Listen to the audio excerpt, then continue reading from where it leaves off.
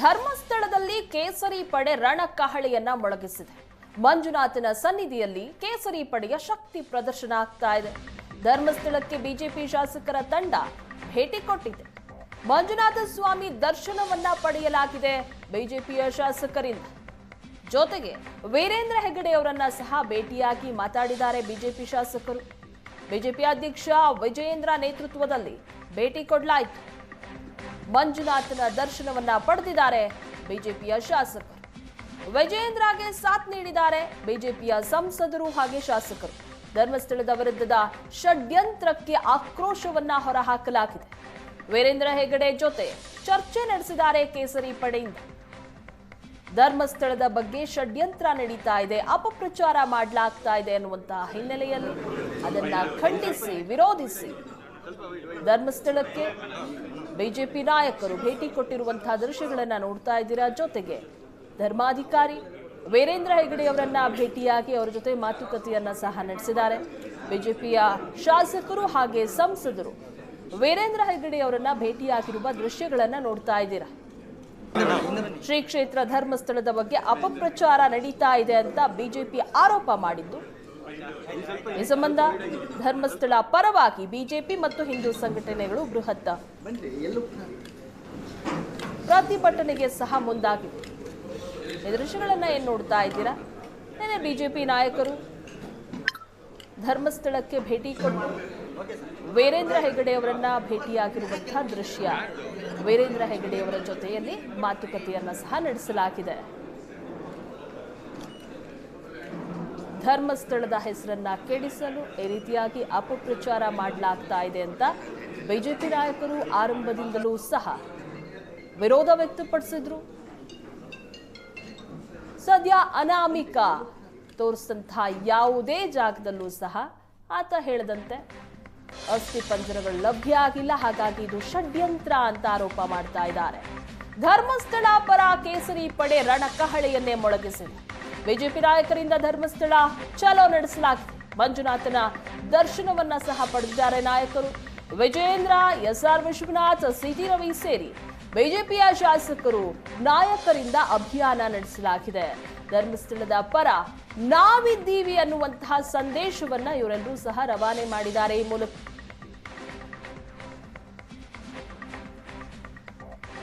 ಧರ್ಮಸ್ಥಳದ ಪರವಾಗಿ ನಾವಿದ್ದೀವಿ ಅನ್ನುವಂತಹ ಸಂದೇಶವನ್ನ ಬಿಜೆಪಿಯ ನಾಯಕರು ಸ್ವತಃ ಅವರೇ ಧರ್ಮಸ್ಥಳಕ್ಕೆ ಹೋಗಿ ವೀರೇಂದ್ರ ಹೆಗಡೆ ಅವರನ್ನ ಮಾತನಾಡಿಸಿ, ಜೊತೆಗೆ ಮಂಜುನಾಥನ ದರ್ಶನವನ್ನ ಪಡೆದು ಅಭಿಯಾನವನ್ನ ನಡೆಸೋ ಮೂಲಕ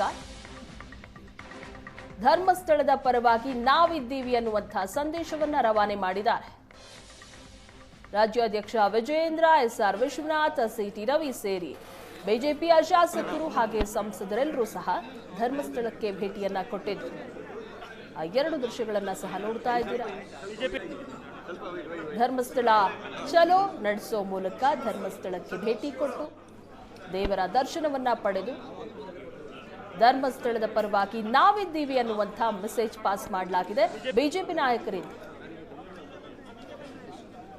ಈ ರೀತಿಯಾಗಿ ಧರ್ಮಸ್ಥಳದ ಪರವಾಗಿ ಬಿಜೆಪಿಯ ನಾಯಕರು ನಿಂತಿದ್ದಾರೆ. ಧರ್ಮಸ್ಥಳದ ಹೆಸರನ್ನ ಕೆಡಿಸೋದಕ್ಕೆ ಷಡ್ಯಂತ್ರ ನಡೀತಾ ಇದೆ ಅನ್ನೋದು ಬಿಜೆಪಿ ನಾಯಕರ ಆರೋಪ.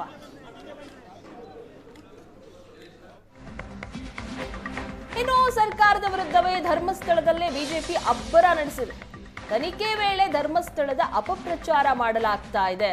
ಧರ್ಮಸ್ಥಳ ವಿಚಾರದಲ್ಲಿ ನಾವು ರಾಜಕೀಯ ಮಾಡ್ತಾ ಇಲ್ಲ ಅಂತ ಬಿಜೆಪಿ ನಾಯಕರು ಹೇಳ್ತಿದ್ದಾರೆ. ಅಪಪ್ರಚಾರದಿಂದ ಅಸಂಖ್ಯಾತ ಭಕ್ತರಿಗೆ ನೋವಾಗಿದೆ. ಸರ್ಕಾರದ ವಿರುದ್ಧ ಈ ರೀತಿಯಾಗಿ ಬೇವೈ ವಿಜಯೇಂದ್ರ ವಾಗ್ದಾಳಿ ನಡೆಸಿದ್ದಾರೆ. ಧರ್ಮಸ್ಥಳದಲ್ಲೇ ನಿಂತು ಈ ರೀತಿಯಾಗಿ ಬಿಜೆಪಿ ನಾಯಕರು ಅಬ್ಬರಿಸಿದ್ದಾರೆ. ನಾವೇನ್ ಧರ್ಮಸ್ಥಳದ ವಿಚಾರದಲ್ಲಿ ರಾಜಕೀಯ ಮಾಡ್ತಾ ಇಲ್ಲ, ಈ ರೀತಿ ಅಪಪ್ರಚಾರ ಆಗಿರೋದ್ರಿಂದಾಗಿ ಅಸಂಖ್ಯಾತ ಭಕ್ತರಿಗೆ ನೋವಾಗಿದೆ ಅಂತ ಸರ್ಕಾರದ ವಿರುದ್ಧ ಬೇವೈ ವಿಜಯೇಂದ್ರ ವಾಗ್ದಾಳಿಯನ್ನ ನಡೆಸಿದ್ದಾರೆ. ಅಪಪ್ರಚಾರಕ್ಕೆ ಸರ್ಕಾರ ಕಡಿವಾಣವನ್ನ ಹಾಕಬೇಕು, ಷಡ್ಯಂತ್ರದ ಹಿಂದೆ ಯಾರಿರೋದು ಅವರನ್ನ ಮಟ್ಟ ಹಾಕಬೇಕು ಅಂತ ಈ ರೀತಿಯಾಗಿ ಹೇಳಿಕೆ ಕೊಟ್ಟಿದ್ದಾರೆ. ರಾಜ್ಯ ಸರ್ಕಾರ SIT ತನಿಖೆಗೆ ಆದೇಶ ಮಾಡಿದಾಗ ಭಾರತೀಯ ಜನತಾ ಪಾರ್ಟಿ ನಾವು ಸ್ವಾಗತವನ್ನು ಮಾಡಿದ್ದೇವೆ. ತನಿಖೆ ಪಾರದರ್ಶಕವಾಗಿ ಆಗಬೇಕು, ಏನು ಅನುಮಾನಗಳು ಹುಟ್ಟಿ ಹಾಕಿರ್ತವೆ ಎಲ್ಲವೂ ಕೂಡ ಇತ್ಯರ್ಥ ಆಗಬೇಕು ಅನ್ನುವ ಅಪೇಕ್ಷೆಯನ್ನು ಕೂಡ ನಾವು ಎಲ್ಲರೂ ಕೂಡ ವ್ಯಕ್ತಪಡಿಸಿದ್ವಿ. ಇವತ್ತು ತನಿಖೆ ನಡೀತಾ ಇರ್ತಕ್ಕಂಥ ಸಂದರ್ಭದಲ್ಲಿ ಅನೇಕ ಗೊಂದಲಗಳು, ಅಪಪ್ರಚಾರಗಳು ಸಾಮಾಜಿಕ ಜಾಲತಾಣಗಳಲ್ಲಿ ಯಥೇಚ್ಛವಾಗಿ ನಡೀತಾ ಇದೆ. ಉಸ್ತುವಾರಿ ಆಗಿರುವಂಥ ದಿನೇಶ್ ಗುಂಡೂರಾವ್ ಅವರು ಇವತ್ತು ಲೆಫ್ಟಿಸ್ಟ್ ಕೆಲವು ಗುಂಪುಗಳೇನಿದ್ದಾವೆ ಅವರು ಒತ್ತಡ ಮಾಡಿದ್ರು ನಾವು ಇದಕ್ಕೆ ತನಿಖೆಗೆ ಆದೇಶ ಮಾಡಿದ್ದೇವೆ ಅನ್ನೋ ಮಾತನ್ನು ಕೂಡ ಹೇಳಿದ್ದಾರೆ. ಏನು ಅಪಪ್ರಚಾರಗಳು ನಡೀತಾ ಇದೆ, ಈ ಅಪಪ್ರಚಾರಕ್ಕೆ ಕಡಿವಾಣ ಆಗ್ತಕ್ಕಂಥ ಕೆಲಸ ಯಾರು ಮಾಡಬೇಕು? ರಾಜ್ಯ ಸರ್ಕಾರವೇ ಮಾಡಬೇಕಾಗಿತ್ತು. ರಾಜ್ಯ ಸರ್ಕಾರ ಈ ಅಪಪ್ರಚಾರಗಳಿಗೆ ಕಡಿವಾಣ ಹಾಕ್ದೇನೆ ಇವತ್ತು ಅಪರಾಧವನ್ನೇ ಎಸಗಿದೆ. ನಾನಿವತ್ತು ರಾಜ್ಯದ ಮುಖ್ಯಮಂತ್ರಿಗಳಿಗೆ ಏನು ಅಪಪ್ರಚಾರಕ್ಕೆ ಇವತ್ತು ಕಡಿವಾಣ ಹಾಕದೇ ಇರತಕ್ಕಂಥ ಸಂದರ್ಭದಲ್ಲಿ ಭಾರತೀಯ ಜನತಾ ಪಾರ್ಟಿ ಈ ವಿಚಾರದಲ್ಲಿ ರಾಜಕಾರಣ ಮಾಡ್ತಾ ಇಲ್ಲ.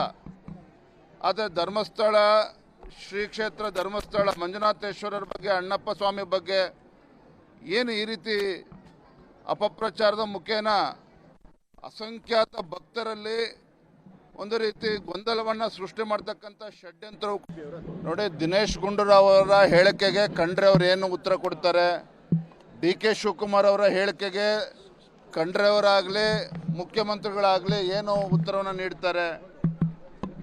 ನಾನು ಆಗಲೇ ಹೇಳಿದ್ನಲ್ಲ, ಭಾರತೀಯ ಜನತಾ ಪಾರ್ಟಿ ಧರ್ಮಸ್ಥಳದ ವಿಚಾರದಲ್ಲಿ, ಶ್ರೀ ಕ್ಷೇತ್ರದ ವಿಚಾರದಲ್ಲಿ ನಾವು ರಾಜಕಾರಣ ಮಾಡ್ತಾ ಇಲ್ಲ. ಆದರೆ ಇವತ್ತು ಅಸಂಖ್ಯಾತ ಭಕ್ತರಲ್ಲಿ ಇವತ್ತೇನು ಗೊಂದಲ ಸೃಷ್ಟಿ ಮಾಡ್ತಕ್ಕಂಥ ಒಂದು ಷಡ್ಯಂತ್ರ ಇದರಿಂದ ಅಡಗಿದೆ.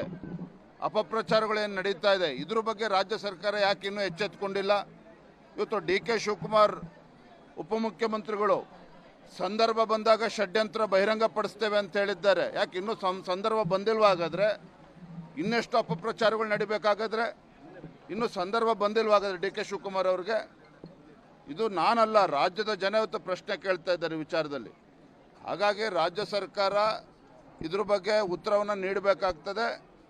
ಇವತ್ತು ಯಾರು ಆರೋಪಿಗಳು, ಇವತ್ತು ಆರೋಪವನ್ನು ಮಾಡ್ತಕ್ಕಂಥ ವ್ಯಕ್ತಿಗಳೇನಿದ್ದಾರೆ, ಇದರಿಂದ ಇರ್ತಕ್ಕಂಥ ಶಕ್ತಿಗಳು ಯಾವ್ಯಾವ ಇದ್ದಾವೆ, ಇದ್ರ ಬಗ್ಗೆನೂ ಕೂಡ ಸಮಗ್ರವಾಗಿ ತನಿಖೆ ಮಾಡಬೇಕಾಗ್ತದೆ ರಾಜ್ಯ.